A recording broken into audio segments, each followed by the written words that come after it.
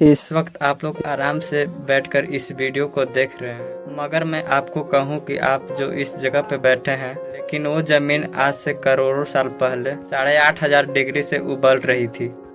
जिस जगह से आप बैठे हैं वो लाखों साल पहले बर्फ से ढकी हुई थी। ये दोनों बातें सच है।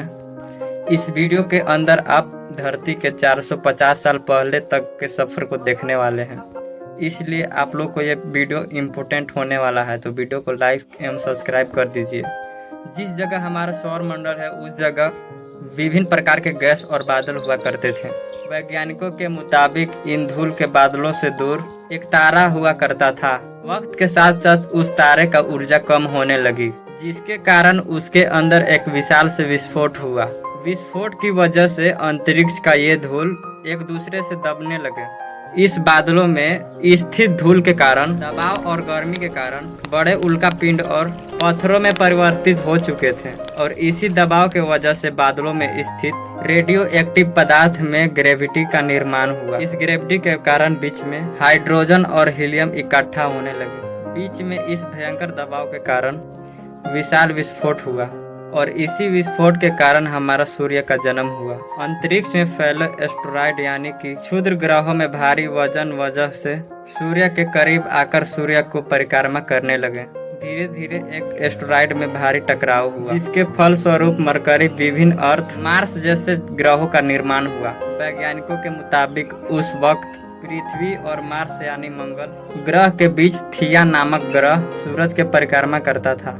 पृथ्वी पर ग्रेविटी होने की वजह से सूरज के परिक्रमा करने वाले एस्टेरॉयड अब पृथ्वी की परिक्रमा करने लगे और धीरे धीरे करोड़ों साल तक पृथ्वी पर गिरते रहे। और ऐसी घटना हमारे पड़ोसी ग्रह थिया पर भी हो रही है, जिसके कारण यह पृथ्वी की ओर करीब आने लगा और आकर पृथ्वी से टकराया। इस भयंकर टकराव की वजह से पृथ्वी के हिस्सा कणों के रूप में अंतरिक्ष में फैल गए और रिंग्स की तरफ पृथ्वी का परिक्रमा करने लगे। इन्हीं परिक्रमा करते हुए कणों में टकराव होने लगा, जिसके कारण हमारा चांद का निर्माण हुआ। उस वक्त पृथ्वी पर एक ही समुद्र हुआ करता था, और वो था 1900 डिग्री सेल्सियस का तापमान पर उबलते हुए लावा के समुद्र उबल रही थी। ये सारी चीजें जिसे आज आप अलग अलग नाम से जानते हैं, वक्त के साथ साथ पृथ्वी हमारे धीरे धीरे ठंडी हो रही थी, जिसके कारण पृथ्वी के भरे तत्व जैसे धातु और रेडियो एक्टिव पदार्थ पृथ्वी के केंद्र में जाकर इकट्ठा हो गए, और हल्के पदार्थ पृथ्वी के सतह पर आ गए। लाखों सालों तक पृथ्वी पर उल्का पिंडों की बरसात हुई, और इन गिरते हुए उल्का पिंडों में जमा था नमक, मिनरल्स, पानी।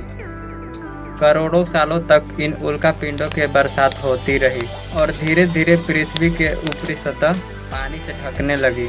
वैज्ञानिकों के मुताबिक यही वक्त था जब दूर गहरे पानी के अंदर से निकलती हुई ज्वालामुखियों से पहली बार सूक्ष्म जीवों का निर्माण हुआ। लाखों साल बाद एक ऐसा वक्त आया जब पृथ्वी के ऊपरी सतह पानी से ढक चुकी थी।